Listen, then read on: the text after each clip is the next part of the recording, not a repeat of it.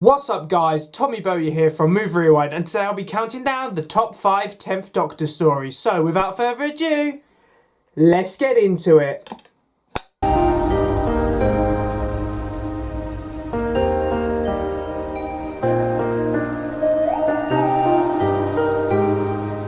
The 10th Doctor era for many marks a golden age of Doctor Who, and to be honest, I am inclined to agree. The 10th Doctor era is fantastic. There are so many great stories within the 10th Doctor era that it's hard to narrow it down to just 5, but I'm going to try and do that today. But a few disclaimers before we get into this ranking. Firstly, I'm biased. You know, I'm not going to lie, I'm not going to be 100% objective here. Not only does everyone's opinions change over time and based on what they think is a good Doctor Who story or not, but I grew up with this era, so obviously nostalgia is going to play a part. So yeah, this is going to be a biased ranking, but hopefully an enjoyable ranking as well. Secondly, I've decided to pick these episodes based on their rewatchability, because rewatchability is a big factor for me. If I'm going to sit down and watch some 10th Doctor stories, what are ones which I'm automatically going to pick off the shelf? So yep, that's one of the factors involved in picking this ranking. And thirdly, I feel like I have to say it again, this is purely my opinion. This is not the definitive answer, so please feel free to comment your own opinions down below. Which 10th Doctor stories do you enjoy? Now that we've got all that out of the way, let's get on with this ranking. So in last place, I have chosen Army of Ghosts and Doomsday, the Series 2 finale, and this is where my nostalgia is coming in, because Series 2, it was the first full series of Doctor Who that I watched, and I'm a massive fan of the 10th Doctor and Rose Tyler. They're my favourite Doctor and companion team, and this finale, it holds up very well to this very day. Even though I've seen it countless times, I'm still sat there and I'm just drawn in. I'm on the edge of my seat throughout. Even though I know what's coming, I'm still on the edge of my seat. And that's when you know you got a good Doctor Who story, because you can rewatch it time and time again and you never get bored of it. Now, I really enjoyed this Series 2 finale. I think that the Torchwood series arc is really rounded up in a really good way. You've got the Daleks and Cybermen at war with one another. I always think that's such a great thing, because you've never really seen the Daleks and Cybermen at war with one another. So it was great to see that, and it's still great to rewatch to this very day. And plus, you've got Rose Tyler's departure. Oh my god, this is one of the most emotional departures of a companion in Doctor Who's 60-year history, in my opinion. I mean, that scene on the beach, the acting from David Tennant and Billie Piper, it is top tier acting. They are fantastic in that scene, and I tear up to it till this very day. But as great as the beach scene is, for me personally, the best scene is just after Rose has been trapped in the parallel universe, and the Doctor and Rose are at the walls, and for a split second, it feels like they connect, that they can hear each other through the wall. And I just think that is a phenomenal scene. The acting, David Tennant, he doesn't even have to say any words, because you can just tell from his face that the 10th Doctor is devastated, and I just think it's an incredible scene. This was a suspenseful episode, it was a great series finale, and I can rewatch it to this very day and I never get bored of it, so that's why it's on this list. It's a fantastic series finale and one of the most emotional Doctor Who episodes I have ever watched. Next up, I have chosen The Fires of Pompeii. I love a good historical episode, and The Fires of Pompeii is one of the top tier historical episodes in my opinion. It's got some great side characters. You've got Peter Capaldi as Carcilius, who's brilliant. You've got his family, you've got the Oracle, you've got the Sisterhood. I think they're all great characters who I'd love to see more of. You've got the 10th Doctor there with Donna. Them two are great together, and I love how Donna is different from Rose and Martha in the sense she is prepared to stand up to the Doctor. And I love how they introduced this idea of a Pompeii being a fixed point in time. What happens in Pompeii has to happen, and the Doctor, as a Time Lord, has to respect these rules and can't save everyone. And plus, the finale of this episode is just impeccable. I mean, everyone had their doubts, as Catherine Tate was a comedic actress, you know, could she pull off more dramatic moments? this episode is where she proved all the naysayers wrong, because she is incredible when she is pleading with the Doctor to just save someone, anyone. And that scene when the TARDIS returns and the Doctor opens the door and says to Caecilius and his family, "Come with me." The directing, the writing, the acting in that scene, it's such an iconic Doctor Who moment.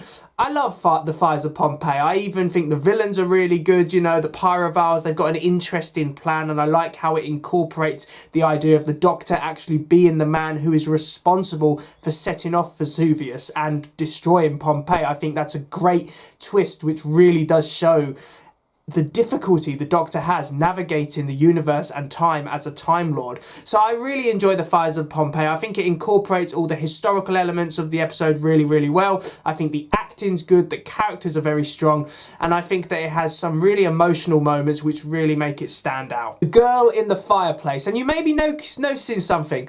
I like emotional episodes which really break my heart, because the girl in the fireplace is once again one of the most heartbreaking episodes of Doctor Who I have ever watched. Now, I'm not exactly a massive fan of the Doctor being in romantic relationships, but in this episode, I think that the kind of chemistry between the 10th Doctor and Madame de Pompadour works. Why does it work? Well, because there's clear chemistry between David Tennant and Sophia Myles.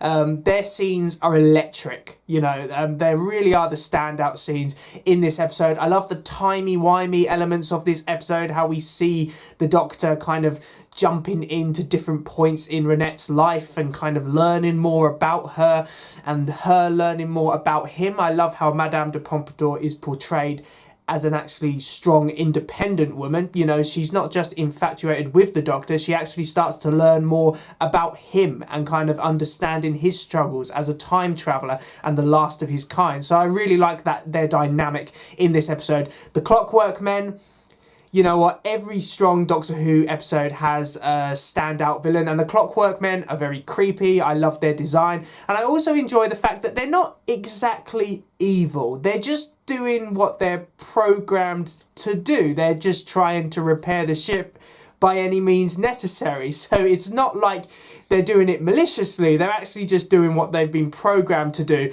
Plus, the ending. It tugs at the heartstrings, this ending. The letter which the 10th Doctor reads is emotional. I tear up to this very day, and every so often I'll look up reactions on YouTube to this episode. I've not found a single reaction yet where someone hasn't got tears in their eyes. It's so well done. Tennant's acting, once again, he doesn't even have to say anything. You can just tell by his face how devastated he is. And I would have loved to have seen Madame de Pompadour as a companion. I know it would have been a bit strange having a real life historical figure as a companion, but come on, she was perfect. She deserved that flight to the stars. You know, she really did. But yeah, The Girl in the Fireplace, it's an amazing episode, and it really showcases to me how talented Stephen Moffat is as a writer. Just missing out on the top spot in second place, we have Human Nature and the Family of Blood, a two-parter from Series 3, which honestly, when I first watched it, all those years ago, when it premiered, I thought it was alright. But as time goes on, and I rewatch it again and again, I start to appreciate this two-parter even more, because it showcases David Tennant's range, especially through his portrayal of John Smith, showing this very normal and very vulnerable man. I think it's a great idea, the Doctor having to become a human and just not even thinking about the Doctor, a human falling in love. Like, it doesn't make sense to the Doctor that would happen. So when he does fall in love with the matron, it's really heartbreaking, because you can tell that this is John Smith. He is a man who just wants a normal life on planet Earth with the woman he loves. He doesn't want to be this lonely adventurer who's the last of his kind. So I really like that aspect of the episode. The villains are great. The Family of Blood, you know, sometimes you just need villains who are pure evil. You know, you don't need to be making them sympathetic, or you don't need to relate to them. Sometimes you just need villains. They're evil and they're going to do evil things, and the Family Blood are great, especially Baines. For some reason the actor chooses to do a very over-the-top performance, and sometimes that might take away from the episode, but for some reason it just works. It's so over the top that it's funny, because it makes him clear that it's an alien. This isn't a human. This is a psychopath. And I think it's great. The Family of Blood, they're iconic villains. Plus they've got scarecrow henchmen. So, you've got that creep factor to them as well, which I think stands out very well. I like how this two-parter gives Martha quite a lot to do. Up until this point, Martha had kind of just been... she'd been an all-right companion, but this two-parter for me is when we started to see a more independent side to Martha, that she was prepared to stand up to the Doctor and she was taking charge of the situation. Plus, I love how this episode, from a historical perspective, highlights how young men had to go and fight in the First World War. And I think it handles it very well, especially the scene in which the kids from the school have to gun down the scarecrows. I think that is a very well done scene, because it's not just action and gunshots and it's exciting. No, it shows these kids are emotional, that they're not prepared for war, and yet in the very near future they would be going to war, and many of them wouldn't be returning alive. So I think that this episode deals with that historical aspect very, very well, giving a commentary on war and how so many young people were sent to their deaths in that war. So I really enjoy this two-parter. It's something very different, but I love it all the same. I think the standout for me is definitely the Family of Blood. Plus, I love David Tennant as an actor in this.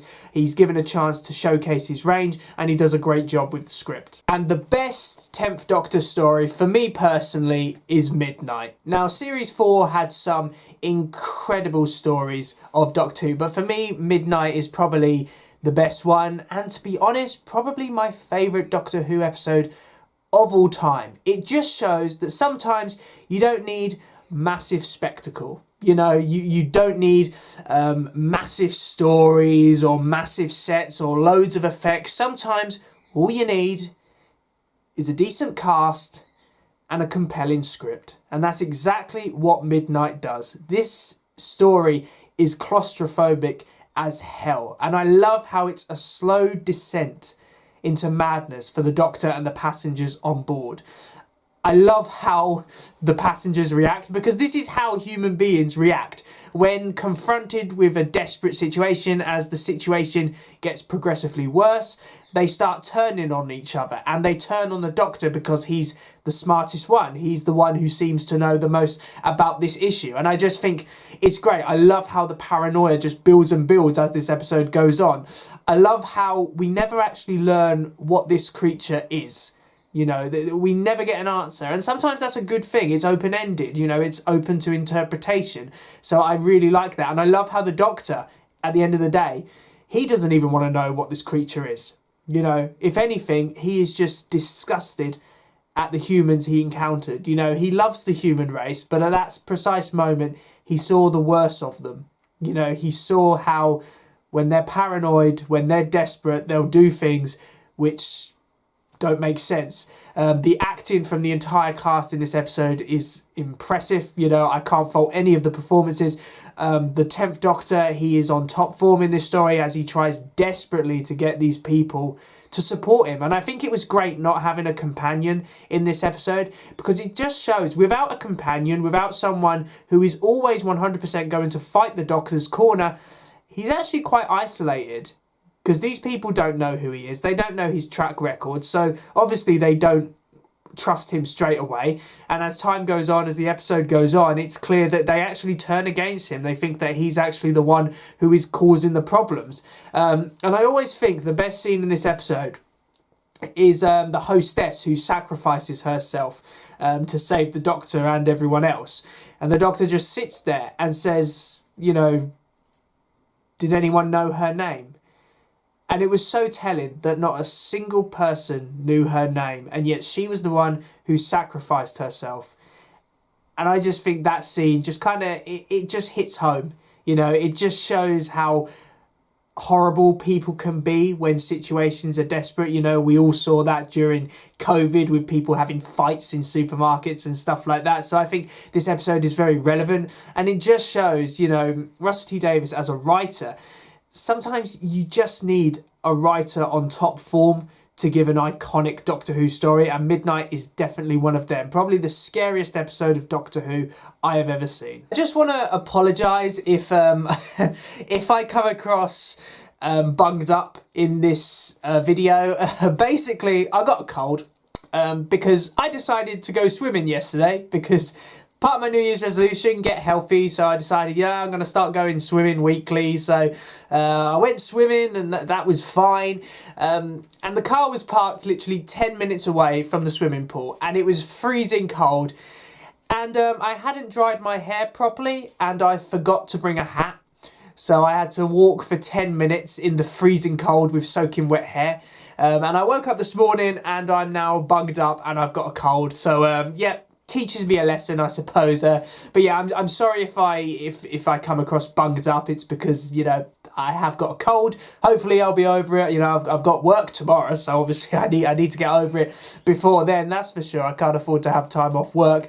But anyway, yeah, that's just me apologising if I come across bunged up. I'm sorry, I've got a cold at the moment, that's all. So thanks for watching, guys. I really do hope you enjoyed this video. Please remember to like, comment and subscribe in order to receive great and maybe even improved quality content in the future. And obviously, this is just my personal opinion. These are what I consider to be the top 5 best 10th Doctor stories, so please feel free to comment your choices down below, because I love hearing alternative opinions. You know, I think it's great to get a discussion going on things, and who knows, you might even change my mind. You know, you might mention an episode or a story which I didn't even think of. So yeah, please feel free to let me know. I hope you're having a great day, and I will see you in another one.